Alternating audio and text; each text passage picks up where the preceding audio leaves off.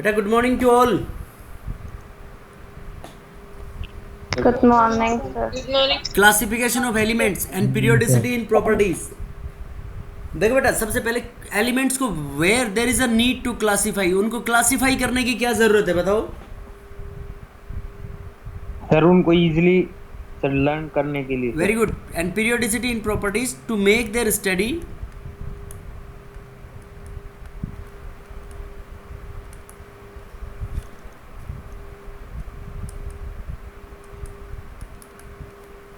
in proper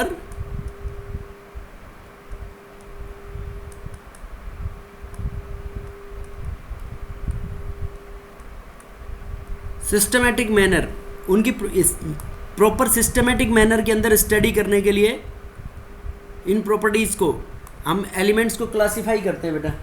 ठीक है, तो इसके अंदर डिफरेंट अप्रोचेस हैं जो एलिमेंट्स को क्लासिफाई करने के लिए मिली अपने को।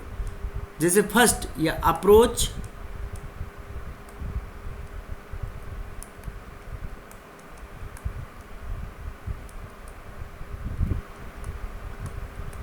Different approach to classify the elements, अलग अलग एलिमेंट्स को क्लासीफाई करने की डिफरेंट अप्रोच।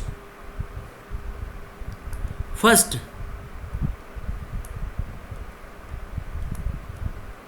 डोबेराइनर्स ट्रायड। डोबेराइनर्स की स्पेलिंग क्या होगी बेटा? DOBEREINERS। एक बार चेक कर लेना, डोबेराइनर्स ट्रायड। देखो बेटा, ये तुमने छोटी क्लासेस में पढ़ा भी होगा, 10th क्लास में। डोबेराइनर्स ने बताओ क्या बताया था?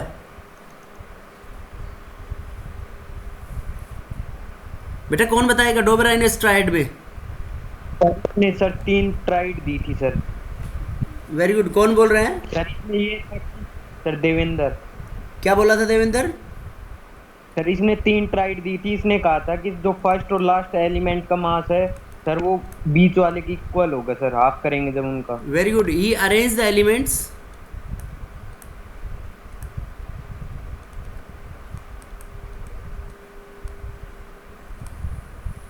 इन अ ग्रुप ऑफ 3। 3 के ग्रुप में रख दिया बेटा उनके एलिमेंट्स को। और क्या बताया कि सर की एवरेज करेंगे जब दोनों का मास इक्वल होगा sir. First average of First and second element is first and second नहीं equal बेटा, to the first and mass last. First and third. Average of of- So first and first and third to second third element is will give equal you to the. second mass. और average किसका? Average mass of first and third element will give you the mass of. Second element. यही था बेटा इसका concept. Yes, sir. Average of first and last element will give you the mass of second element. देखो कैसे, जैसे उसने सबसे पहले एक ट्रायड बनाया। Lithium, sodium और शाबाश। potassium. लिथियम, सोडियम, सोडियम और पोटेशियम। पोटेशियम। देखो बेटा, लिथियम का मास कितना था? 7 और पोटेशियम का 39। तो देखो इनका एवरेज क्या आ गया? 46/2, 23. 7 + 39 डिवाइडेड बाई 2 बराबर 23। तो 23 will be the mass of sodium. Okay, Sodium. बोलो बेटा, Yes, समझ sir. आया नहीं आया? Yes, sir. Average of first and last Sir. Element will give you the mass of third element. उसके बाद और क्या क्या ट्रायड्स बनाए थे बेटा इसने? Calcium, कैल्शियम, स्ट्रोंशियम और बेरियम। barium. और भी कोई ट्रायड बनाया था? Yes, sir. Chlorine. Yes. Bromine. Chlorine, bromine और iodine. Chlorine, bromine, And iodine. Iodine, iron, cobalt, nickel, ऐसे डिफरेंट ट्रायड्स बनाए थे बेटा इसने। और इसका मेन मतलब नुकसान क्या था बताओ? सर की सर वो एवरेज सर आगे चलता जा रहा था जब इक्वल नहीं आ रहा सर। हाँ, ऐसे जाता कह जा सकते हैं रहा कि था। Unable to classify all the elements.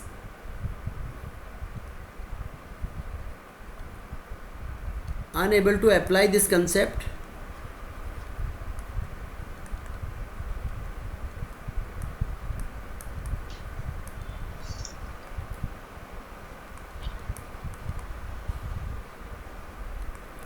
to all elements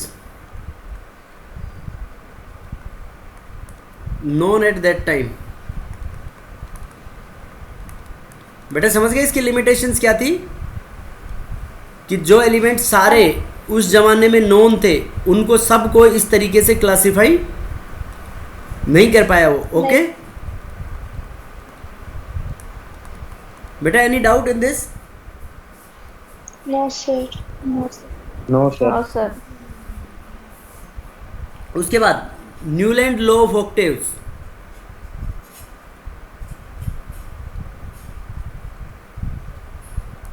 Newland law of octaves क्या बोलते हैं बेटा? सर कि सर पहले और 8th एलिमेंट का सर वो इक्वल होंगे सर. सर उनकी प्रॉपर्टीज. उनकी प्रॉपर्टी सिमिलर होंगी. देखो बेटा ऑक्टेव वर्ड कहाँ से लिया गया है? ये जो म्यूजिकल होता है ना, सा रे गा मा पा धा नी सा, तो देखो सा रिपीट हो गया ना. देखो सा यस सर. रे गा मा प ध नी. देखो सा रे गा मा प ध नी और फिर वापस से सा आ जाता है ना बेटा. तो ये देखो सा वापस से कौन से नंबर पे आ गया आपका? 8th. 8th पे आ गया ना वापस से. Yes, sir. बेटा बोलो समझ आया नहीं आया? Yes, yes sir. सर. तो सा रे गा मा प ध नी सा. तो इसने क्या कहा, मतलब इसने एलिमेंट्स को अरेंज किया on the basis of increasing order of their atomic weights.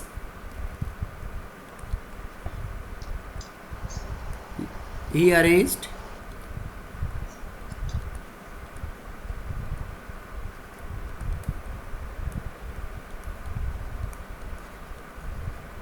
he arranged the elements on the basis of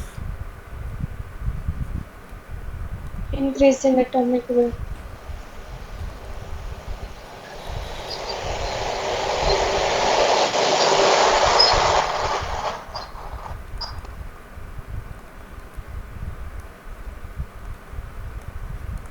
arrange the elements on the basis of increasing order of atomic weights. और उसमें क्या बात बोलता है बेटा, ये main बात कि properties of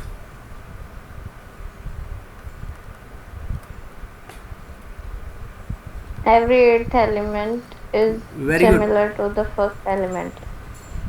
every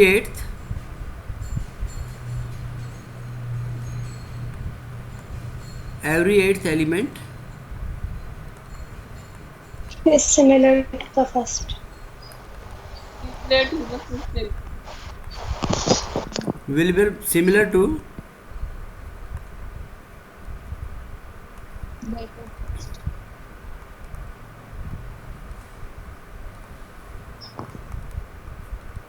properties of every eighth element will be similar to that of first element.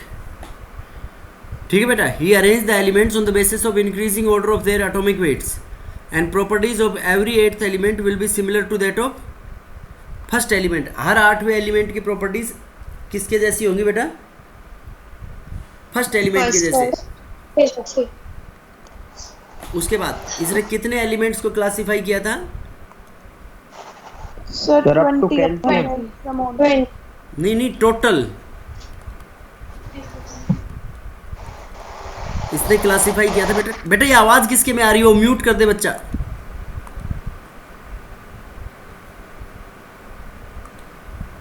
He classified total 16. 56.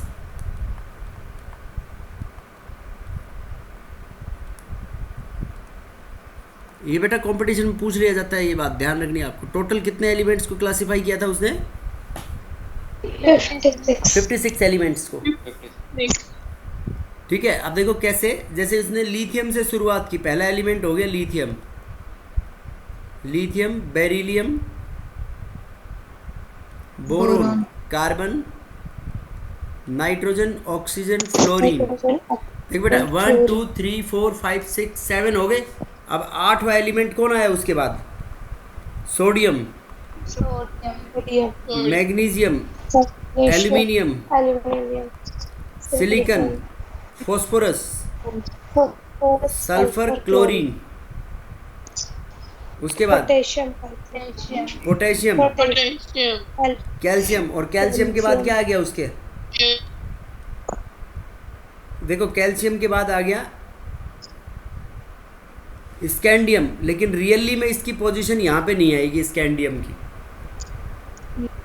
ठीक है बेटा, तो ये लो देखो कैल्शियम तक ही एप्लीकेबल था, ये मेन इसकी लिमिटेशन भी थी। ठीक है, बोलो बेटा। Yes sir yes yes sir sir, कि this law was applicable up to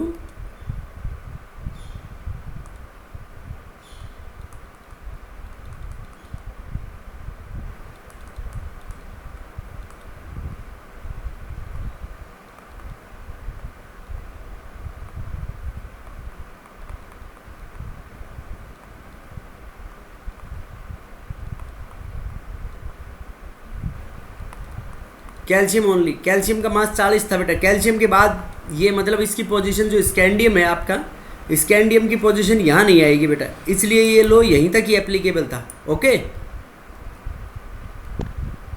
yes sir, बेटा, बोलो न्यूलैंड लॉ ऑफ ऑक्टेव्स में किसी को कोई डाउट हो तो इसमें। No sir. किसने क्या कहा कि properties of every eighth element will be equal to the properties of first element. देखो ये कैसे एप्लीकेबल नहीं था, जैसे इसने सबसे पहले इसका मेन क्राइटेरिया क्या दिया कि एलिमेंट्स को अरेंज किया on the basis of increasing order of atomic wait. तो इसने उन 56 एलिमेंट में देखो कैसे किया कि जो कोबाल्ट और निकल ऐसे रखा, तो mass of cobalt is greater than निकल, मास कोबाल्ट का ज़्यादा है, लेकिन रखा कोबाल्ट को पहले।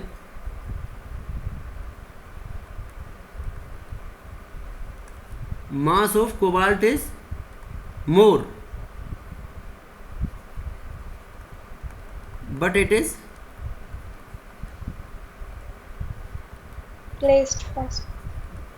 mass of cobalt is more but it is placed before निकल। तो बेटा खुद की बात से खुद ही गलत हो रहा है ना, बोलो भाई। बेटा खुद ही तो ये कह रहा है कि elements are arranged on the basis of increasing order of their atomic weights, और उसके ऊपर कंस्ट्रेंट है क्या, उस बात पे टिका हुआ है ये। No sir. देखो जब एटॉमिक वेट का इंक्रीजिंग ऑर्डर है तो कब कोबाल्ट को बाद में लिखना चाहिए और इसको निकल को कब लिखना चाहिए, पहले। समझ गए बेटा। Yes sir. पहले। देखो उसके बाद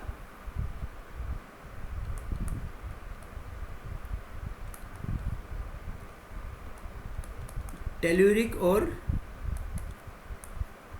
हेलिक्स फॉर्म ये दिया था बेटा, एक साइंटिस्ट था AEB।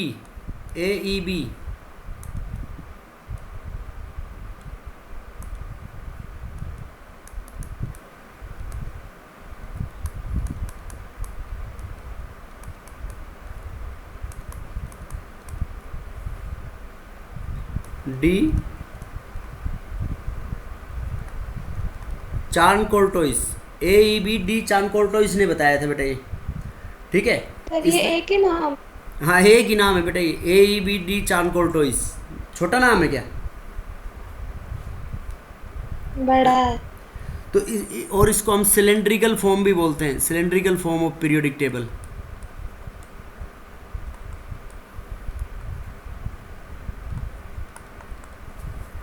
देखो बेटा उसने क्या किया कि ऐसे जैसे यूँ सिलेंडर की फॉर्म में ये सिलेंडर बना लिया एक, इस सिलेंडर के अंदर ऐसे 16 लाइंस ड्रॉ कर ली इसने, लाइक 16 लाइंस। ठीक है बेटा, ये 16 लाइंस क्यों ड्रॉ करी, on behalf of oxygen. Oxygen का मास कितना होता है, ऑक्सीजन का मास 16 लेते हैं ना 16 बेटा, 16 होता है ना ऑक्सीजन का एटॉमिक वेट। तो उसने ऐसे 16 लाइनें उसके ऊपर ड्रॉ कर ली वर्टिकली, इसकी सरफेस के ऊपर। और 16 लाइन ड्रॉ करके उसने क्या किया कि आफ्टर ड्रॉइंग 16 लाइन्स ही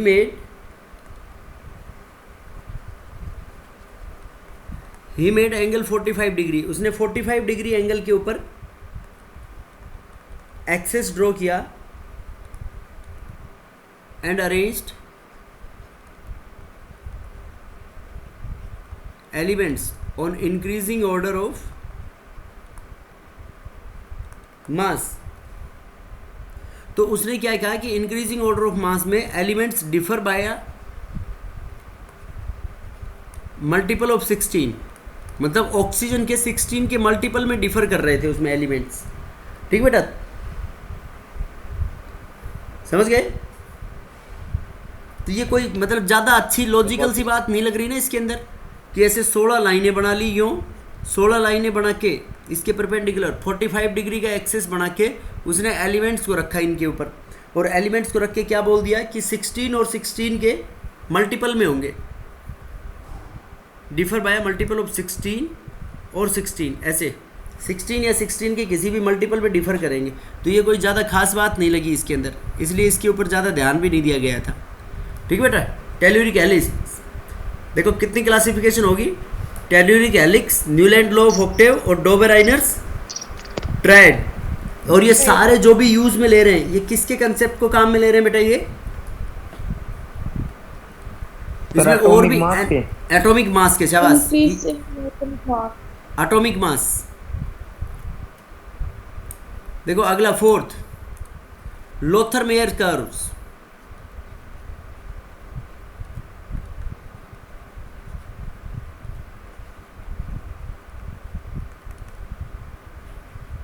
देखो बेटा, लोथर मेयर कर्व्स नाम से पता चल रहा है, लोथर और मेयर ने बताई थी। लोथर मेयर साइंटिस्ट है, इसने एटॉमिक वॉल्यूम, ये एक आसान सा कंसेप्ट है, एटॉमिक वॉल्यूम को प्लॉट किया versus atomic weight, atomic volume और एटॉमिक मासेस को कंपेयर किया। ठीक है बेटा, तो इसने ये माना कि जो मोस्ट इलेक्ट्रोपॉजिटिव एलिमेंट होगा, मोस्ट इलेक्ट्रोपॉजिटिव, इलेक्ट्रोपॉजिटिव का मतलब क्या होता है? इलेक्ट्रोपॉजिटिव का मतलब ऐसे मान लो बेटा, दानदाता। दानदाता की क्या आदत होती है? दान करने की। तो जो जल्दी से इलेक्ट्रॉन्स लूज कर दे उसको क्या बोलेंगे? Most electropositive element.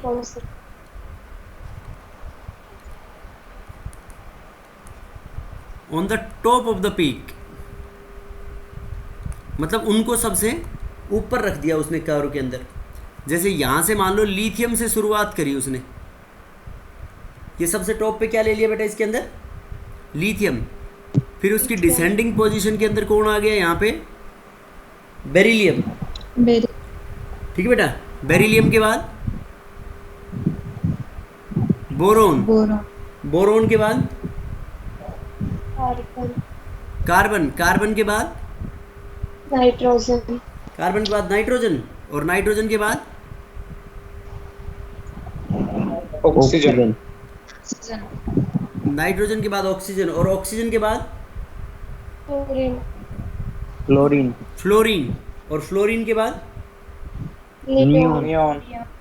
देखो फ्लोरीन को लिथियम से ऊपर, नियोन नोबल गैस के बारे में बेटा अभी तक छोड़ो इसको, नोबल गैस को तुम, अपन उसकी बात बाद में करेंगे।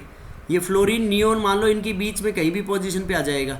तो यहाँ पे इस टॉप पोजीशन पे कौन आ गया? फिर लिथियम के बाद कौन आता है? Sodium, sodium. फिर सोडियम के बाद फिर यूँ डिक्रीजिंग ऑर्डर में जाएगी, और फिर सोडियम के बाद कौन आ गया?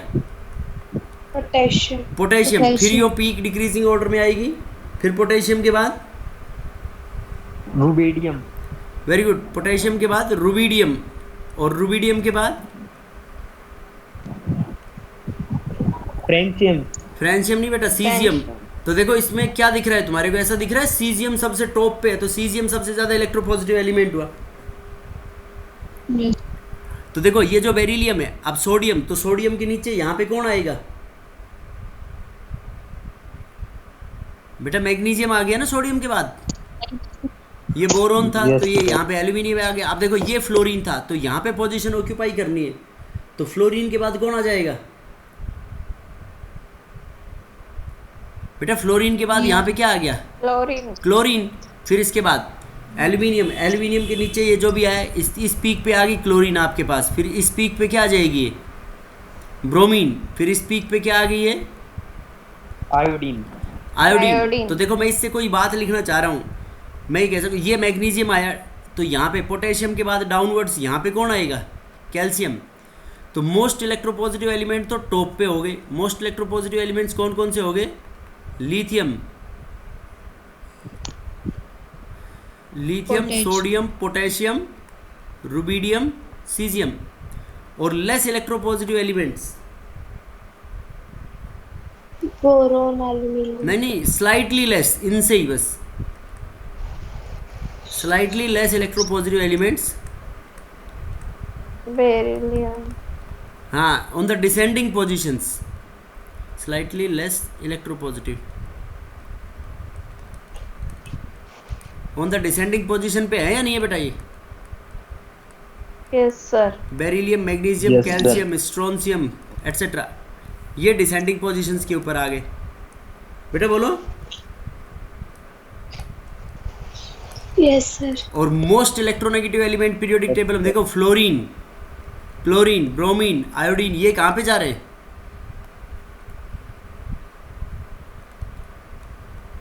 On the ascending position of the curve.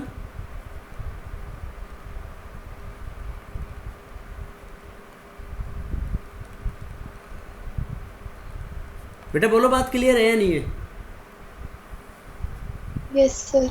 तो मतलब इसने ऐसा कैसे बताया? इसने बताया एटॉमिक वॉल्यूम, कि एटॉमिक वॉल्यूम जो है मतलब पीरियोडिक प्रॉपर्टीज इन एलिमेंट्स की जो एटॉमिक वॉल्यूम के ऊपर डिपेंडेंट होंगी। यस और नो? क्या देखो एटॉमिक मास में प्लॉट कर रहे हैं ना बेटा, ये एटॉमिक वॉल्यूम और मास आपस में इंटर रिलेटेड हो गए नहीं हो गए? Yes sir. बेटा बोलो, क्लियर है या नहीं बात? Yes. उसके बाद नेक्स्ट फिफ्थ,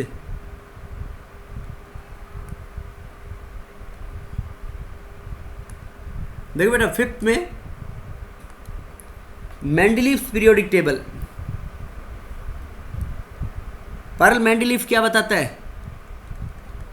सर कौन बताएगा बेटा? मैं बताऊं? कौन? फिर देवेंद्र। हाँ बेटा बोल, मेंडलीफ पीरियोडिक लो, शाबाश बोल देवेंद्र। सर मेंडलीफ में सर एटॉमिक मासेस के बेसिस पे किया था सर, लेकिन उसने सर जो सर लेटर डिस्कवर एलिमेंट्स की सर स्पेस नहीं छोड़ रहे थे। लेटर डिस्कवर्ड एलिमेंट्स के सर स्पेस नहीं छोड़ रहे थे। लेट और सर हाइड्रोजन की भी फिक्स प्लेस नहीं की थी उसने। नहीं, सबसे पहले तो ये मतलब कहता क्या है? ये भी यही बताता है कि जो प्रॉपर्टीज ऑफ एलिमेंट,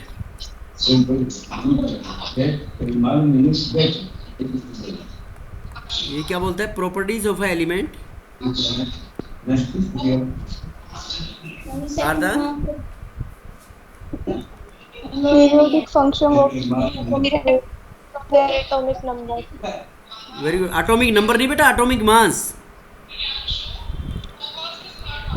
क्या बोलता है? Properties of element are the periodic functions of their atomic mass.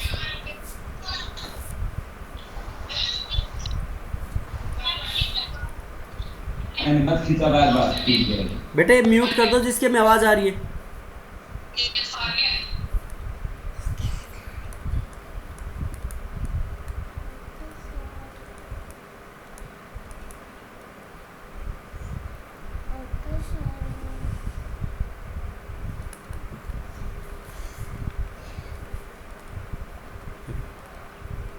Properties of the element are the periodic function of their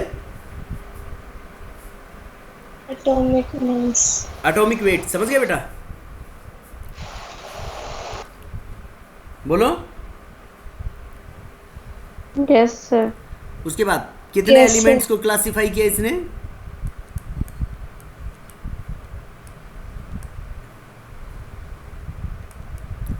इसने 63 एलिमेंट्स को क्लासिफाई किया था बेटा मेंडलीफ ने।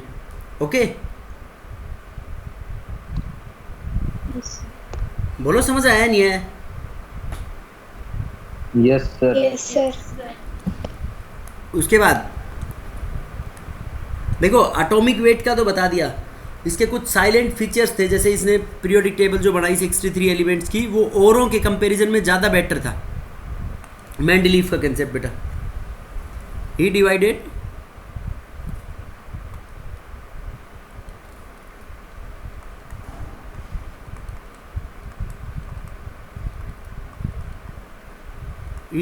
table into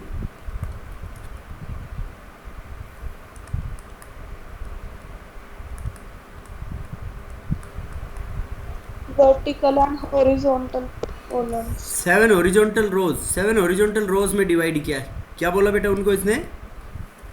he divided the table into 7 horizontal rows known as periods.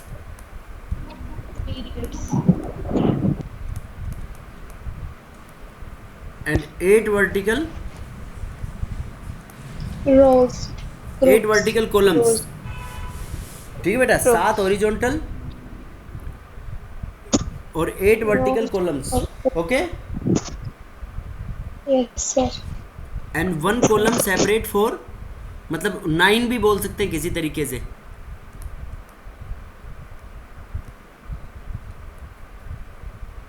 And 1 column for, देखो उसने इसने रखा नहीं कुछ भी, बस उसने कहा था कि एक ऐसा कॉलम डिस्कवर होगा और उसमें नोबल गैसेस आएंगी।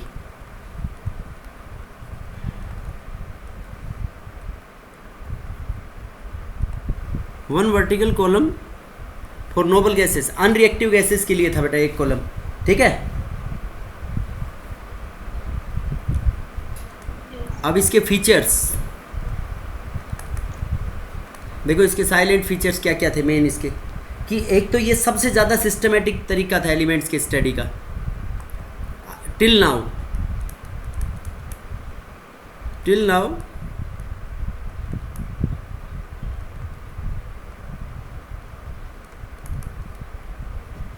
Most systematic way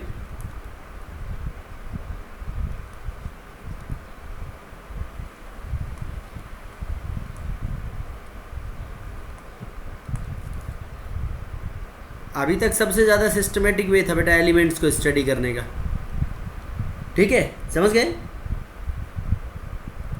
Yes, sir. Yes, sir. उसके बाद ही लेफ्ट वैकेंट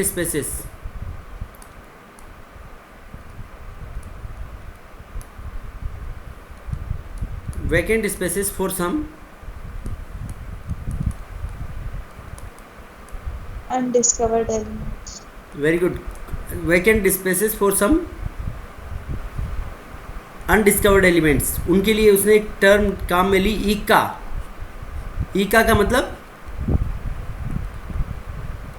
आफ्टर, बाद में। ठीक है बेटा, Yes. मतलब उसने ये कहा कि जहाँ पे भी ये रखे जाएंगे उनके ऊपर नीचे वाले एलिमेंट्स की प्रॉपर्टीज क्या होंगी इनकी? Similar. Same. That is properties of these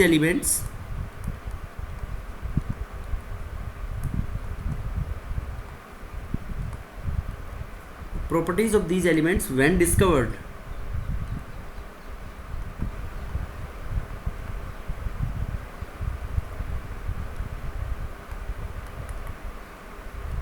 will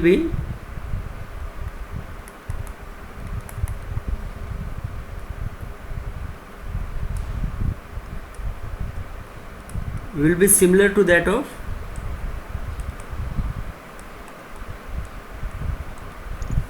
first and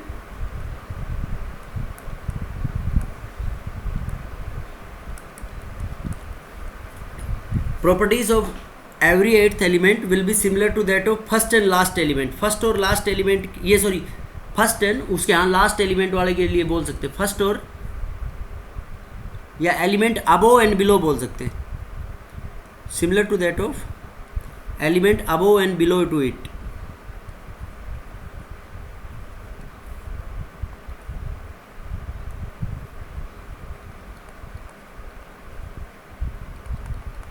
बेटा ये अच्छी बात है ना, देखो कुछ नहीं पता तो नहीं पता, तो उसके लिए ये कह देना भाई मैं तो नहीं जानता, लेकिन जब भी ये डिस्कवर होंगे तो ये इस जगह पे रखे जाएंगे। यस और no? Yes, sir. Yes, sir. फिर इसने he grouped elements into groups and periods on the basis of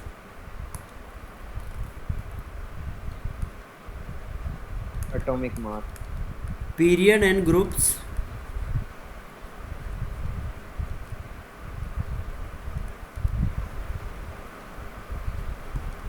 are constructed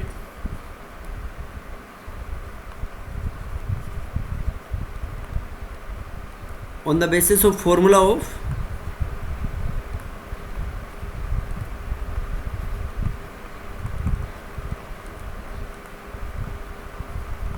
oxide and hydrides. उन एलिमेंट्स की ऑक्साइड और हाइड्राइड्स के फॉर्मूला के भी आप पे बेटा इन्हें ग्रुप्स और पीरियड्स को बनाया था उसने।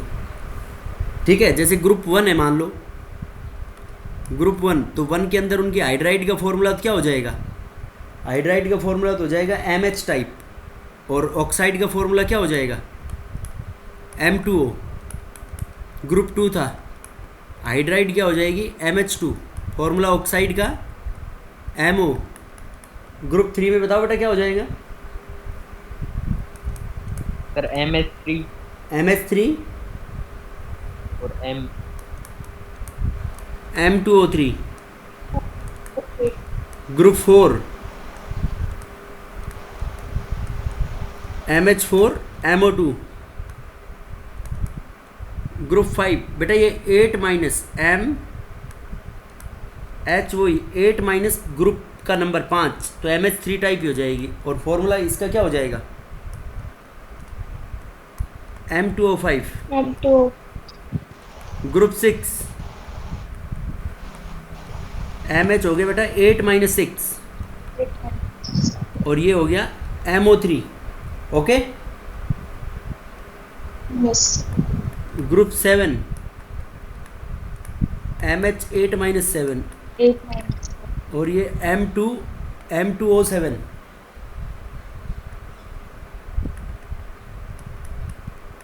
ग्रुप 8 तो MH 8 माइनस 8 0, मतलब ये तो कोई भी बनेगी नहीं इसकी, और ये ऑक्साइड का फॉर्मूला क्या हो जाएगा? MO4। ठीक है बेटा, इस तरीके से उसने कंस्ट्रक्ट किए थे। बोलो क्लियर है या नहीं? अरे बोलो। Yes, sir. समझ गए बेटा? Yes, yes sir. सर। बेटा Yes, यहाँ तक sir. कोई डाउट हो तो बता दो। मेंडलीफ लॉ के अंदर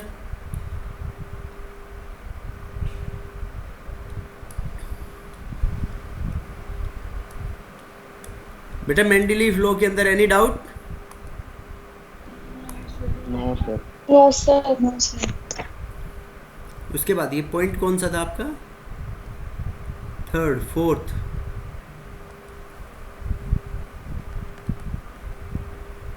बेटा उसने ये भी कहा था ना, left separate space for noble gases.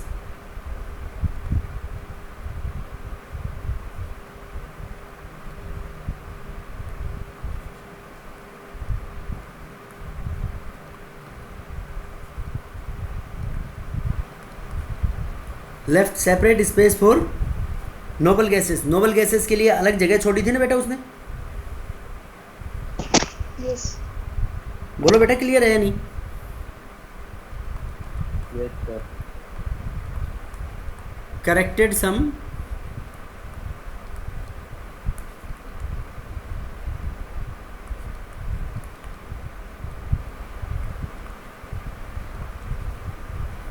Doubtful weights, कुछ डाउटफुल वेट थे बेरिलियम के, लाइक एग्जांपल बेरिलियम, उनको भी उसने ठीक किया था पहले वैलेंसी और उसके क्राइटेरिया को यूज़ करके।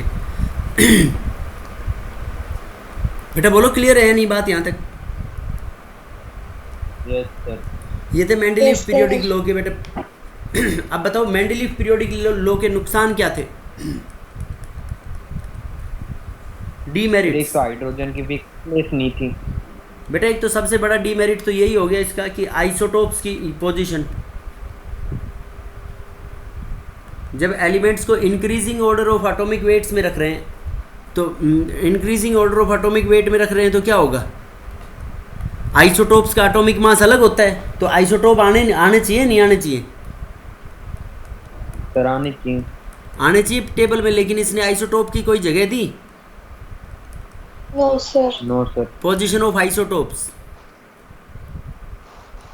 और बताओ, और क्या नहीं बताया इसने? कई जगह पे हायर एटॉमिक मास के एलिमेंट्स पहले रख दिए थे। Very good. Ambiguity in atomic masses, ऐसे कह सकते हैं? सर वो कोबाल्ट और निकल वाला आ सकता है ना इसमें एग्जांपल? हाँ बेटा, ambiguity in masses like cobalt and nickel positions.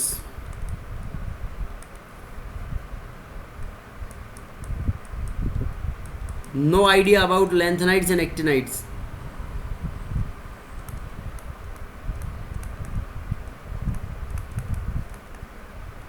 No idea about lanthanides and actinides. Lanthanide और एक्टिनाइड्स के बारे में भी कुछ भी नहीं बताया ना बेटा?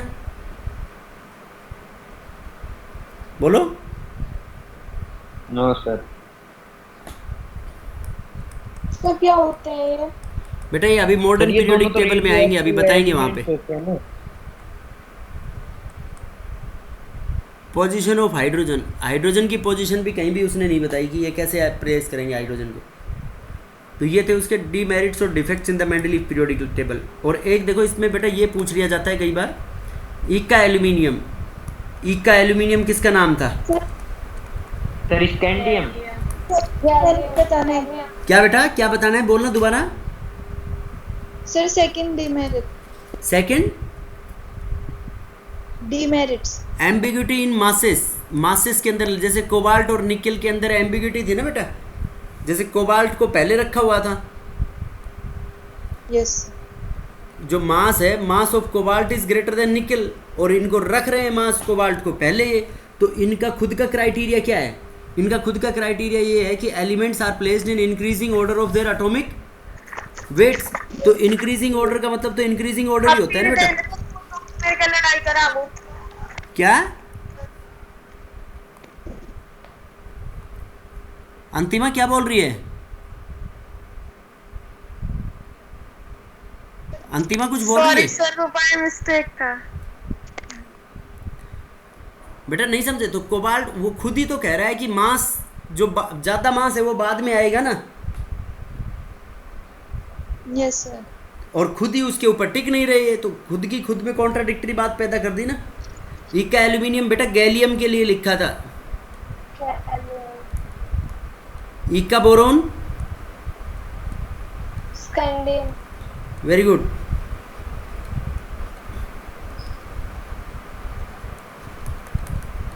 इक्का बोरोन स्कैंडियम के लिए, और इक्का इक्का सिलिकॉन सिलिकॉन जर्मेनियम। जर्मेनियम। इक्का सिलिकॉन जर्मेनियम के लिए, और इक्का मैग्नीज किसके लिए लिखा था बेटा? पढ़ा है क्या इक्का मैग्नीज तुमने? No sir. इक्का मैग्नीज नहीं पढ़ा? मैग्नीज की पोजीशन कहाँ आती है देखो, साइंस टीचर विनीता कृपलानी, मन फेंकोनी क्यों जलाती। इक्का मैग्नीज, मन आयरन से पहले, इक्का manganese for technetium, technetium TC के लिए लिखा था बेटा, ये सिंथेटिक एलिमेंट। समझ गए बेटा बात? बेटा बोलो, किसी को कोई डाउट हो तो। No sir. No sir. यहाँ तक समझ में आ गया सबको? Yes sir. Yes sir. बेटा ये पढ़ा हुआ है नहीं पढ़ा हुआ है? ये सारा तुमने पढ़ा हुआ है ना? Yes sir. Yes sir. समझ गए बात? ये जो टेक्नीशियम है ना बेटा, ये मतलब ओनली डी ब्लॉक एलिमेंट है, ये भी बात याद रखना इससे। टेक्नीशियम डी ब्लॉक में आता है। जो मैंगनीज होता है, मैंगनीज के जस्ट नीचे आता है टेक्नीशियम। तो ये जो टेक्नीशियम होता है ये रेडियो एक्टिव नेचर का होता है। रेडियो एक्टिव का मतलब समझते हो, जिसमें से रेडिएशंस बाहर निकलती हैं, समझ गए? सर Yes, फिर तो ये sir. तो लेंथ नोट और Yes, एक्टिनोइड्स sir. में आता हो। ना ना, लैंथेनम एक्टिनोइड्स में नहीं आता बेटा। This is the only radio active, ऐसे कह सकते हैं। इन डी ब्लॉक, डी ब्लॉक के अंदर ये बेटा ओनली, नहीं डी ब्लॉक नहीं कह सकते, this is the radio active element. Light D block और हैवियर होते हैं, लाइट रेडियो एक्टिव है ये। और एक इसकी ये भी खास बात होती है, ये सिंथेटिक होता है। सिंथेटिक का मतलब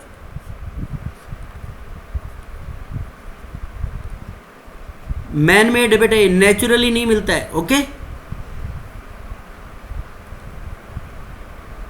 यस सर। बेटा बोलो समझ आया नहीं आया? Yes, sir. यहाँ तक कोई डाउट है किसी को? सर हम No, सभी sir. साइंटिस्ट मेरिट्स में सर हाइड्रोजन वाला लिख सकते हैं? क्या बेटा हाइड्रोजन की? हाँ, हाइड्रोजन की तो अब तक बेटा लिमिटेशन ये, वो अभी तक मतलब उसको एग्जैक्टली प्लेस नहीं किया गया है। देखो बेटा, मॉडर्न पीरियोडिक लॉ,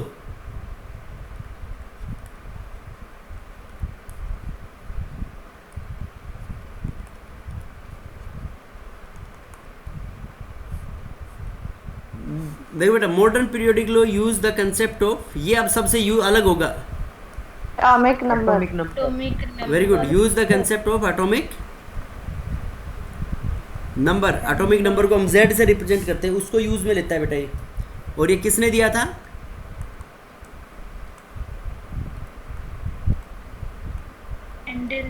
हेनरी, मैं नहीं बेटा, हेनरी मोज़ले। मोज़ले ने बताया था, हेनरी मोज़ले ने।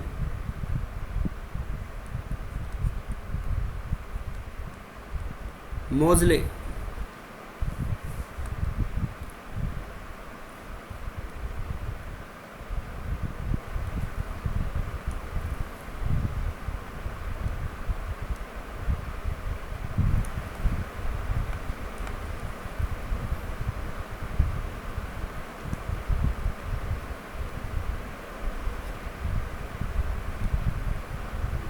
It was given by Henry मोज़ले।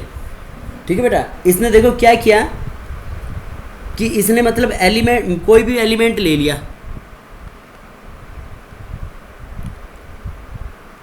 ये एक एलिमेंट हो गया, एनी एलिमेंट। ठीक है बेटा, अब इस एलिमेंट पे क्या डाला इसने?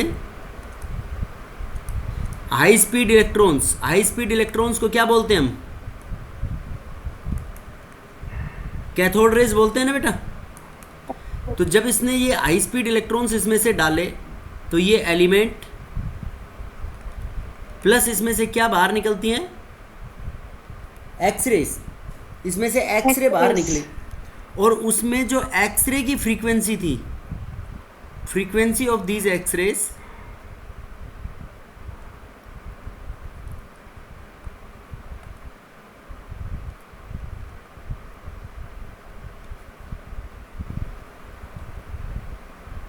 are related with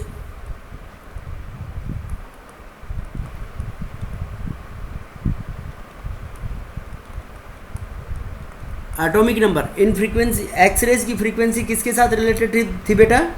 उसके एटॉमिक नंबर के साथ। ठीक है, frequency of these X-rays are related with their atomic numbers. तो उसने एक रिलेशन बताई बेटा इसकी। इसकी रिलेशन ये थी कि under root of frequency, frequency को न्यू मान लिया, under root of frequency is directly proportional to Z. और जेड क्या है? Atomic number. मतलब जिसका एटॉमिक नंबर चेंज होगा तो फ्रीक्वेंसी भी ऐसे अंडर रूट की फॉर्म में ही चेंज होगी। तो under root of nu equals to a, under root of nu equals to a Z minus b.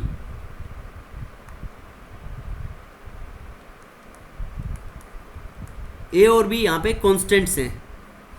तो बताओ बेटा, फ्रीक्वेंसी जो एक्सरे की एमिट हुई वो एलिमेंट के किस पे डिपेंडेंट है? एटॉमिक नंबर्स पे डिपेंडेंट है या नहीं है? बेटा Yes, बोलो, sir. बात समझ में नहीं आई या नहीं आई बात?